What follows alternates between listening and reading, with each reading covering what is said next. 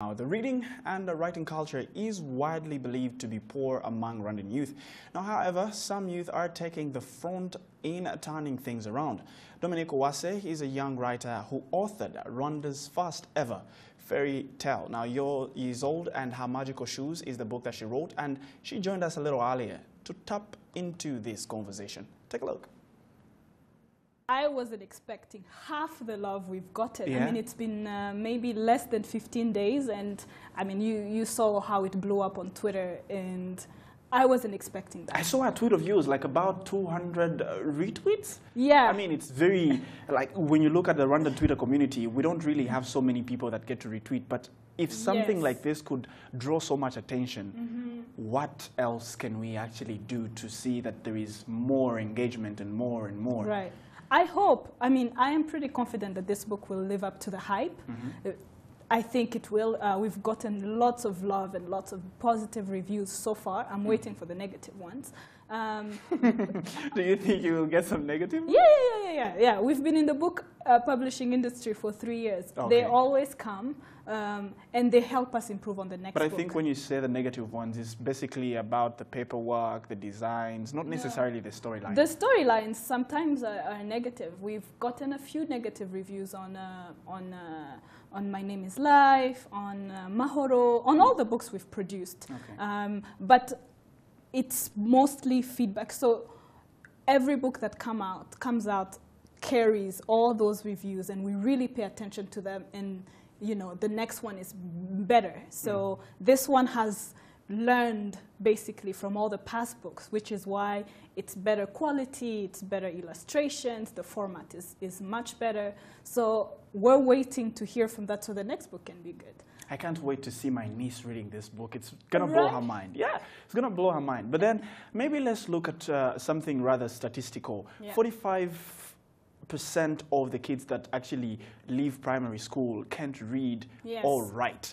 So how are we tapping into this conversation? The first few children's books that we released were released for the child to read to themselves. And we started learning that that's actually a little bit isolating. So this one takes in consideration our culture, which is a child sits on the floor on a mat and listens from the elderly, from the older ones. So the way this book is written is to be read to. So a child has to sit and listen. And then that will create that initial bonding, and we hope that parents will be creative. We have incorporated songs into the book for parents to get creative. Hopefully we'll have a Ysolde challenge where everyone sends us how they've been singing to their children. But the more adults read to their children, the more children will be immersed into reading. I was just about to jump into it. I mean, you can't stop me, can you now? I was just about to jump into it. Like, I was about to ask, like, oh, thousand hills, here we are again. We're here again, sorry. Is this supposed to be a poem, or that's the song? It's the song. It's the song. Okay, since you wrote the book, how about you give me just a little bit of how this could be sung? I mean, I honestly, I cannot lie. I can't let you go just like that. Yeah, but see, just give me something to work with. I can't. I have the beat in my head, right? Okay. But it never makes something concrete. You know why? So how do you expect me to make up something off of it just That's like that? the challenge. If I sing it, then people will want to sing it the way I did. Just the way you sing it? And the challenge is for people to sing it in their own way, you know. Okay. It's hard, but I mean, if they can feel free to remove some words, just play around with it. We didn't make it completely 100% right. You can see from the haircuts that are included here. There's Amasunzu, there's the braids from West Africa, there's all sorts, there's the haircuts from South Africa, there's clothing from all over Africa. And then we have griots, the people who listen to stories and carry them for generations. That's from Côte d'Ivoire, Senegal, and that place, you know, Western Africa. So we've incorporated a lot of general African aspects to engage in different ways. You know, the leading, of course, aspect is Rwanda, but including all those different stories so that children can learn can ask questions to their parents. Right. I want this book to engage parents with their kids, teachers with their students. It shouldn't be a lonely book. So yeah. Yes, now I understand exactly why it's Ysolde rather than Uwase, because it's trying to tap into different markets. Definitely. Now let's move on to the money bit of it. Yes. Yeah. So 6,000 and you get yourself a copy. Is this a price too high for a Rwandan audience, given the history of reading, or is it a price too low if you're looking at an African perspective? That's actually very interesting. If you look at the African perspective, I think it might be slightly low because that comes to about $7. But I think it's fair because, again, we want a person, one of the things that we want a parent to buy a copy for themselves and a stranger, a little girl that's never going to get the opportunity. So the idea is for parents to get 2 copies, one for their daughters and the other one for someone else. And that's already $14. In Rwanda, we believe, I mean, a shirt is 5,000.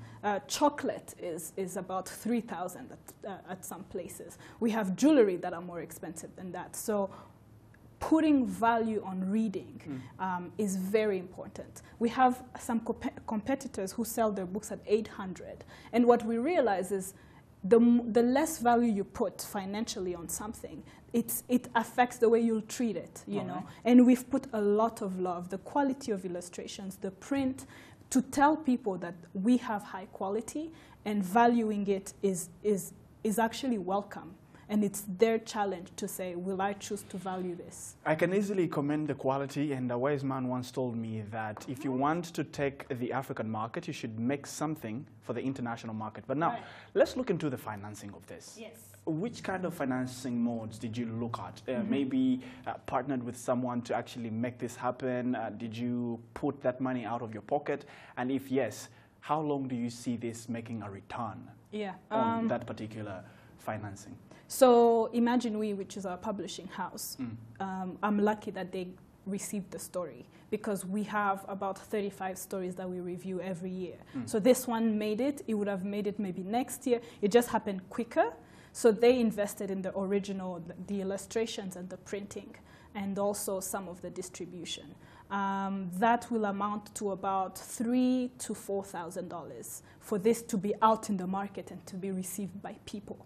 For me to make a return, the first set of print will go towards reimbursing the publishing house's original investment. And then the next couple of prints will be my investment. And I think it's not a quick return, but delayed gratification is my thing. So I will wait because I have a lot of confidence in this book. It will pierce the Rwandan market towards East Africa, South Africa, Northern Africa, everywhere. So it's worth seeing. I see this lasting for years and years. So I won't get to buy a car from this book this year or next, but I think it's definitely an investment that will get its returns for me personally. All right, now let's look into something very interesting there. Yes. You did also some of the books that we looked at is My Name of Life. I did get a chance to speak to Karen, the writer, and it's been a very interesting journey. We did see her go to Kampala, we did see her go to Kenya. And people in Lagos are going crazy about it. Right, and Accra, Accra, they can't wait for it to get there. So you did that. Yes. Very interesting. Are you planning to do something like this for this particular book in Kigali or anywhere across Africa? Thanks for noting that My Name is Life completely blew up. And definitely. That's a huge encouragement for our company as a publishing house. So here I'm speaking both as an author and a publisher.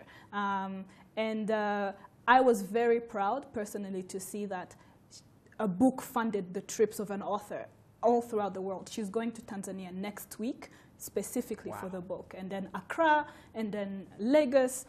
It's completely blowing up, and it's funded by her book. She'll probably go to Mars next. It's completely funded. So we are looking forward to do that for Ysolde as well. Yeah. The reading culture in Rwanda is still shaky, but seeing that the first, let's say, 100 customers that we've had so far for Ysolde have been Rwandans, that's extremely encouraging.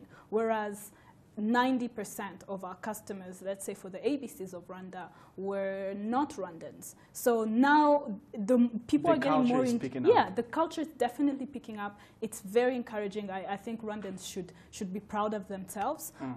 So we hope that this book will do much better than the past, because the past books have paved the way.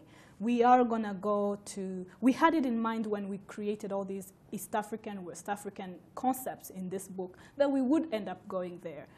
There's lots of book festivals happening outside of Rwanda. We are working on having one here. Nice. Yeah, it's going to be really exciting. So there's lots of different things that are happening in the publishing industry, and I mean, watch out.